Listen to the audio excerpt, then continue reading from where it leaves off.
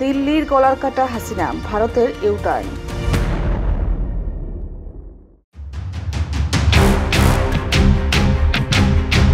ভারতের পররাষ্ট্র সচিব বিক্রম মিশ্রি ঢাকা থেকে ফিরে গিয়ে ভারতের পররাষ্ট্র বিষয়ক সংসদীয় স্থায়ী কমিটিতে বলেছেন, বাংলাদেশের অন্তর্বর্তী সরকারকে নিয়ে শেখ হাসিনার বক্তব্যে ভারতের সায় নেই। বাংলাদেশের সঙ্গে ভারতের সম্পর্ক কোনো একক রাজনৈতিক দল বা একটি সরকারের মধ্যে সীমাবদ্ধ নয়। বাংলাদেশের জনগণের সঙ্গে সম্পর্ককে গুরুত্ব দেয় ভারত। অর্ক ভাদুরী নামের একজন ভারতের সাংবাদিক প্রশ্ন তুলেছেন, বাংলাদেশের জনগণের বিরুদ্ধে অবস্থান নিয়ে মোদি কেন দিল্লির দাসী শেখ হাসিনাকে আশ্রয় দিচ্ছে? শেখ হাসিনাকে 2008 থেকে 2024 সাল পর্যন্ত 4 দফায় পাতানো নির্বাচনের মাধ্যমে বাংলাদেশের ক্ষমতায় বসিয়েছিল ভারত। উদ্দেশ্য বাংলাদেশকে সিকিমের পরিণতিতে নিয়ে যাওয়া। কিন্তু ভারত বহুল প্রত্যাশিত বাংলাদেশকে সিকিমের পরিণতির দিকে নিতে পারেনি। বাংলাদেশের ছাত্র জনতা তথা 18 কোটি মানুষ হাসিনার লেন্দুপ দর্জি হওয়ার স্বপ্ন ভেঙে দিয়েছে গণ অভ্যুত্থানের মাধ্যমে।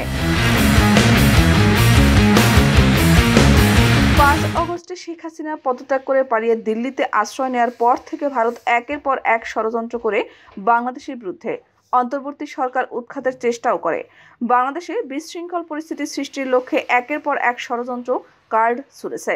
জুডিশিয়াল কু, সামরিক অভ্যুত্থান, আনসার বিদ্রোহ, সংখ্যালঘু নির্যাতন, প্রশাসনের কর্মকর্তা কর্মচারীদের দাবি দেওয়ার আন্দোলন, গার্মেন্টস সেক্টরে বিশৃঙ্খলা, পাহাড়ে অশান্তি এবং ইসকন ইস্যু নিয়ে প্রতি বিপ্লব ষড়যন্ত্র করে প্রতিটিতে ব্যর্থ হয় ভারত।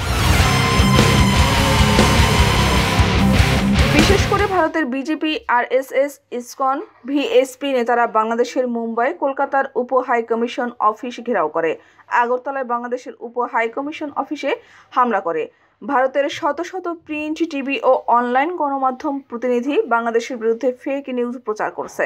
দিল্লিতে আশ্রয় থাকা হাসিনা একের পর এক টেলিফোন সংলাপ সোশ্যাল মিডিয়ায় ভাইরাল করছেন।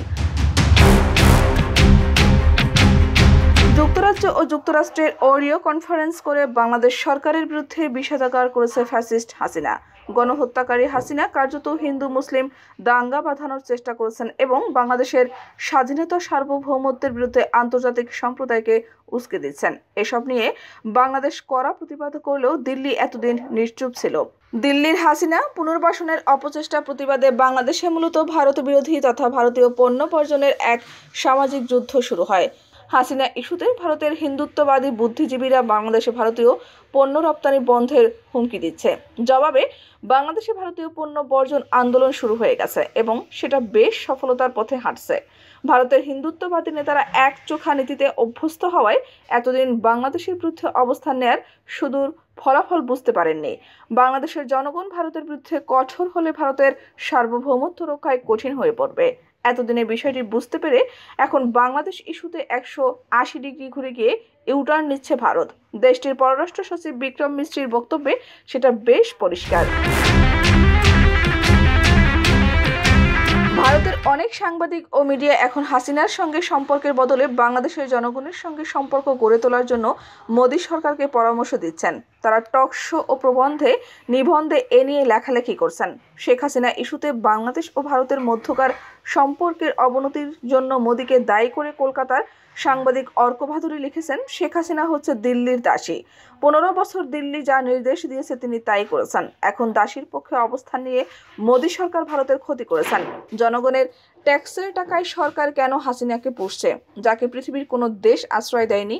এমনকি হাসিনার ভাগ্নি যুক্তরাজ্যের এমপি টিউলিপ সিদ্দিকী তাকে রাজনৈতিক আশ্রয় দেয়নি। ভারত কেন বাংলাদেশের জনগণের বিরুদ্ধে অবস্থান নিয়ে হাসিনাকে আশ্রয় দিচ্ছে?